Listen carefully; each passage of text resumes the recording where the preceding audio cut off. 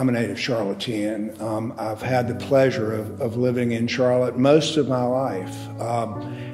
And I have never seen, I'm sorry to say, an addiction problem to the extent that we're experiencing currently.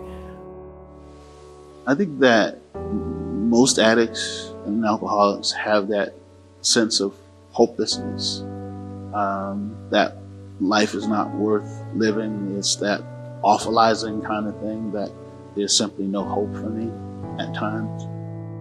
The end of my addiction was super lonely. I was by myself. I had almost lost my nursing license. I was facing 3 felonies, and I was very alone. It was a very, very dark place.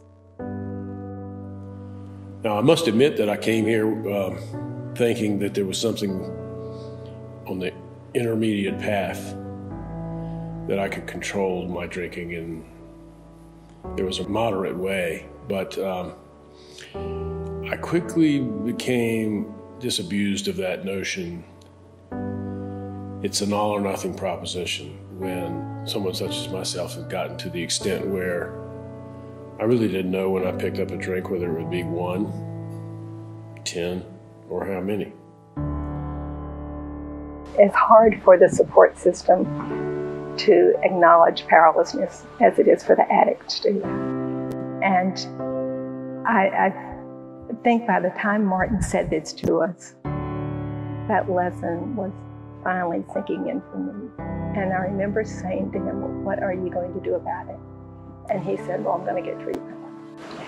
I don't know what made me finally ask for help, but I will tell you the day that it occurred was not any great buildup. There was no major tragic event. I tell people that I had a weak moment of clarity. And in that moment, I told my wife that I was an alcoholic and that I needed help. And what I would have told you I thought would have been one of the weakest things I could have done ended up being the strongest thing I've ever done.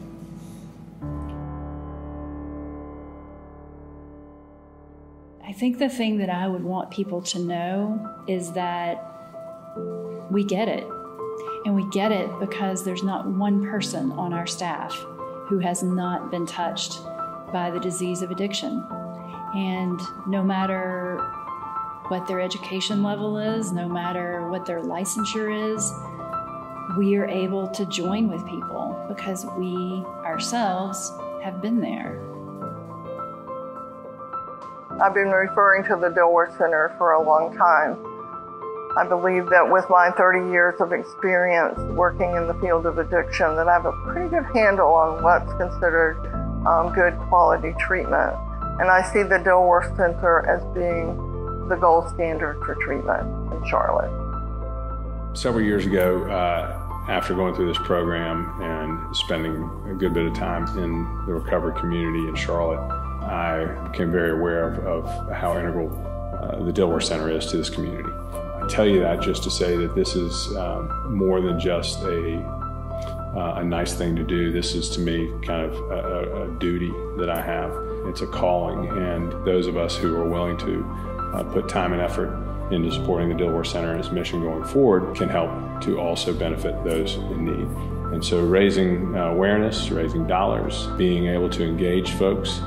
Look, this disease doesn't discriminate, and it touches everyone. You know, whether you're, as they say, on the park bench or on Park Avenue, you know someone who has been affected, and it could be yourself.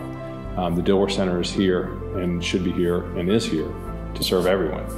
Look, we're approaching 30 years of service in this community, and the problem's not going away. The problem's getting bigger, and we're continuing to grow and evolve with the help of this community and with the great support and philanthropic support that comes from being part of Charlotte. If we look at the problems that are caused by alcohol and drugs in this country, the economics of the damage that we can tabulate are enormous. A center like Dilworth, which is not for profit, doesn't have a profit motive, has a different motivation for taking care of its patients here. And reimbursement from insurance companies is shrinking. A center such as Dilworth does not cover its costs of care with its tuition and reimbursement from insurance. and therefore needs support. One of the tenets of recovery is that it's a we, not I program. No one conquers addiction alone. What I would love for our donors to know is that they're the true heroes of our story. Without them, many would not survive their addiction. Once entering into a life of recovery, it becomes difficult imagining going back to the alcohol and drugs. And that's not because we view alcohol and drugs as so devastatingly awful, which of course it is, but it's that our new life is so beautiful, full of opportunities for us not only to fulfill our dreams, but to participate in the dreams of those we love, our families, and other partners in our lives.